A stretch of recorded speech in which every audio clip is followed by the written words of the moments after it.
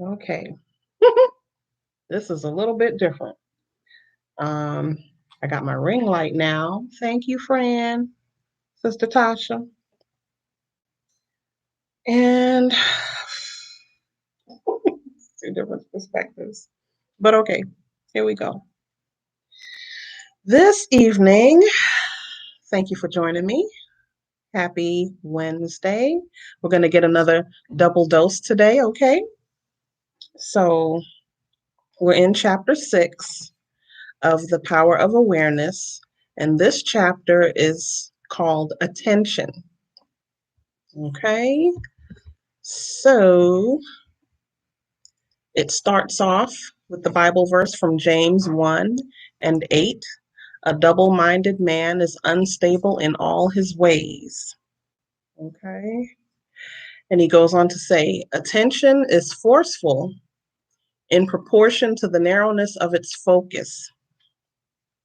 That is, when it is obsessed with a single idea or sensation. So once again, we're talking about focusing your attention on focusing your attention mentally in terms of your emotions, your imagination, on your goal.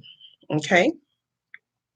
So it is steadied and powerfully focused only by such an adjustment of the mind as permits you to see one thing only.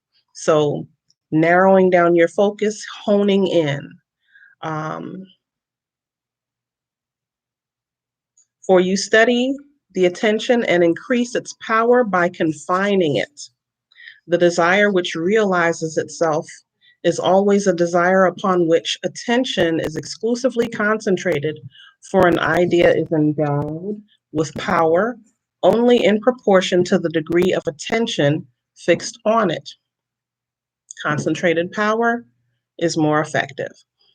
Concentrated observation is the attentive attitude directed from some specific end. The attentive attitude involves selection. For when you pay attention, it signifies that you have decided to focus your attention on one object or state rather than another. A single idea, a single sensation. So, practicing focusing your attention without distraction, without countering your thoughts. Like, say you want to get X amount done for your business in the next 3 months, okay? You don't clutter your mind with other things like the barriers that may come up in front of you or the barriers that have come up. Those things will move out of the way. You have your concentrated effort, you're making your mental steps, you're making your physical steps, you're putting yourself deep in the emotion of having what it is your goal is, and you're moving in the direction as if it's already here. You know, you put your mind to it, it's going to happen. The steps are being taken and it's on its way, right? But you don't let anything else for any period of time come in to deflect that, come in to water it down. We're avoiding watering down our focus, watering down our thoughts, watering down our attention and sensations. You know, anxiety should be the anxiety that's propelling you, not the type of anxiety that's keeping you from action. Okay?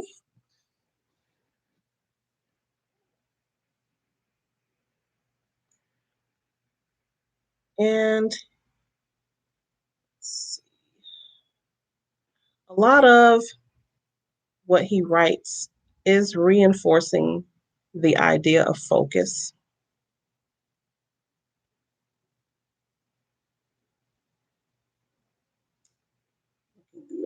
Okay, so the desire which realizes itself is always a desire upon which attention is exclusively concentrated. We said that. The power of the attention is the measure of your inner force. So the more you're able to focus your attention, the more you're able to hone in, to really be singularly focused, the strength with which you do that is the strength that's going to bring out the desired result. The power is the measure of your inner force. Hmm.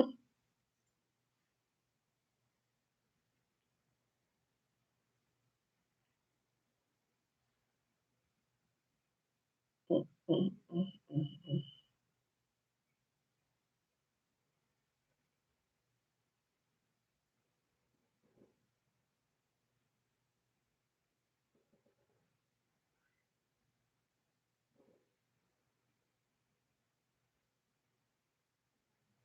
My apologies.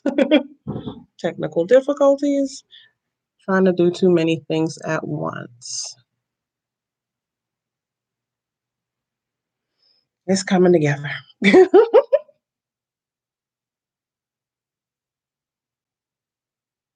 So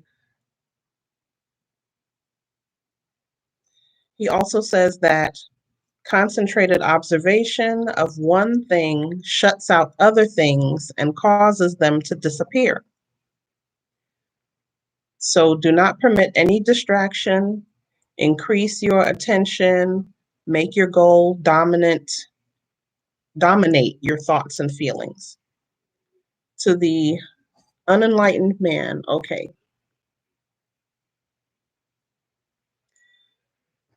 He says, to the unenlightened man, this will seem to be all fantasy. Yet all progress comes from those who do not take the accepted view or accept the world as it is. So being a free thinker, being someone who thinks outside of the box is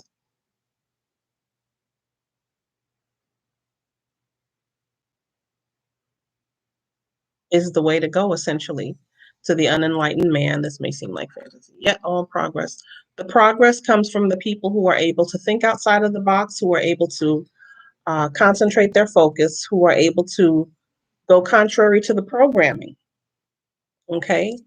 We have been given a program and raised in this program from birth, through our educational, from our primary caregivers to the educational system that we are educated and reared in. um, Through our formative years, we are given a set of programming that defines our scope of operation.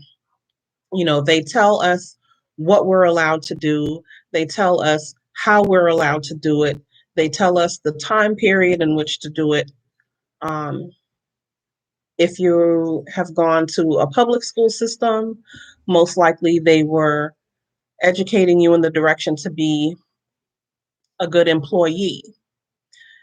If you ended up going to private schools, you probably got an education that expanded your mind, had you use, there's a word for it, it's coming, to be able to use your thoughts to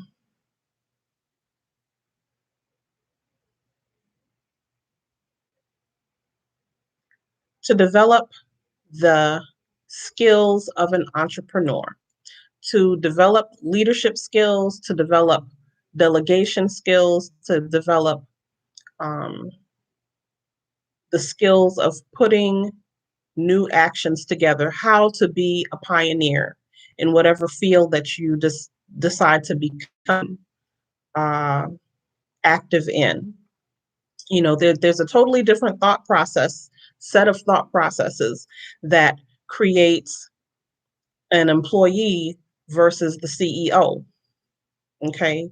There's a different set of thought processes that creates lower management versus someone in upper management. People who have their money work for them rather than the people who work for their money. There's a difference in managing your life. There's a difference in how you put your thoughts together, the type of actions that you're ready to take. It doesn't, you're basically raised in the process of you're going to be successful when you're trained up in leadership rather than trained up to follow directions. Excuse me.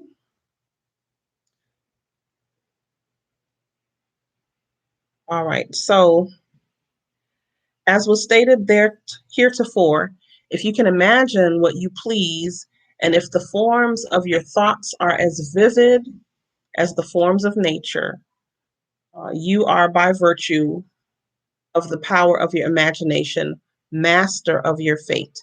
Like I was just saying, you're more able to envision your success on a bigger scale, on a mastery scale, on a scale of someone who's on the upper levels looking down versus someone on the lower levels looking up, trying to make your way up in that direction.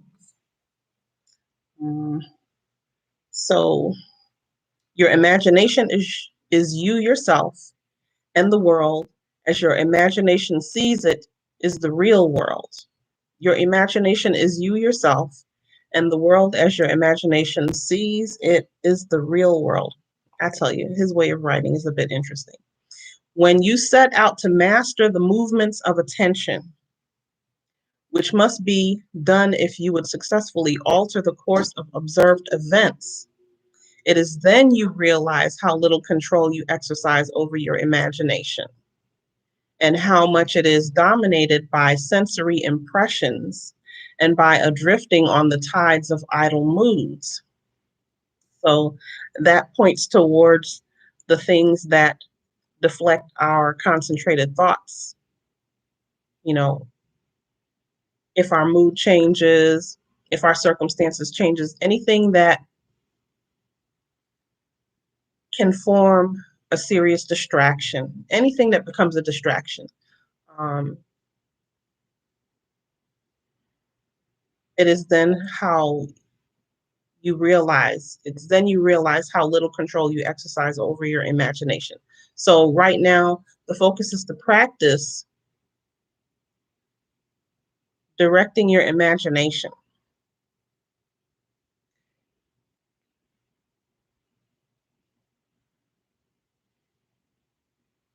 Okay. To aid in mastery, he says, the control of your attention, practice this exercise. So here is the exercise. Night after night, just before you drift off to sleep, strive to hold your attention on the activities of the day in reverse order. Focus your attention on the last thing you did, that is getting into bed.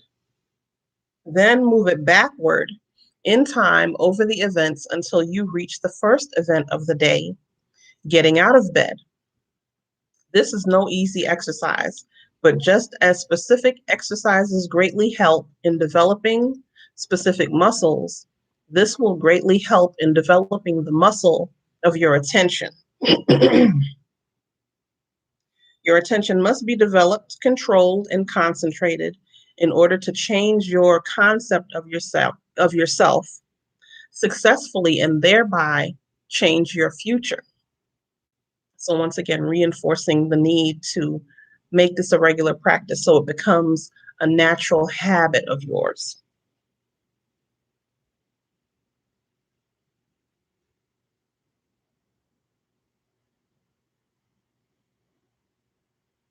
Imagination is able to do anything, but only according to the internal direction of your attention. If you persist night after night, sooner or later, you will awaken in yourself a center of power and become conscious of your greater self, the real you. Attention is developed by repeated exercise or habit. Through habit and action becomes easier, and so in the course of time gives rise to the facility and faculty, which can then be put to higher uses. So developing the habit, developing it strongly over time, You'll be able to reach higher, to be able to do more high-level things in preparing and moving towards your goals. When you attain control of the internal direction of your attention, you will no longer stand in shallow water, but will launch into the deep of life. You will walk in the assumption of the wish fulfilled as on a foundation more solid even than earth. So it'll be easier to call your goals into reality.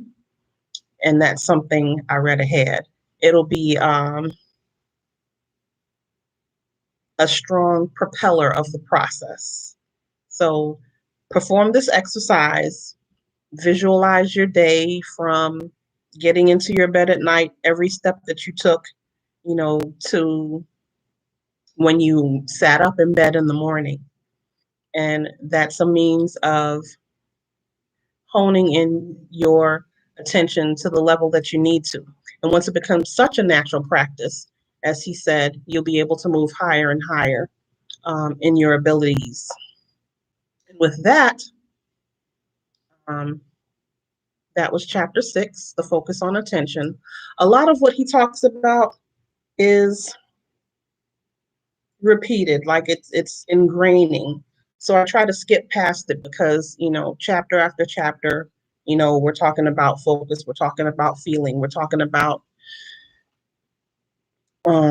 your attention, your attitude, your concept of yourself coming together for the benefit of attaining your goals, designing your life, magnetizing the different aspects of what you need to reach your goal into coming into being, okay? To bring it into this part of the linear existence that we're in. It's going to get real interesting. Like I said, I read ahead. But if you hang on, I'm going to move on to chapter 7. So I'm going to end this video, and you're welcome to join me for the next one.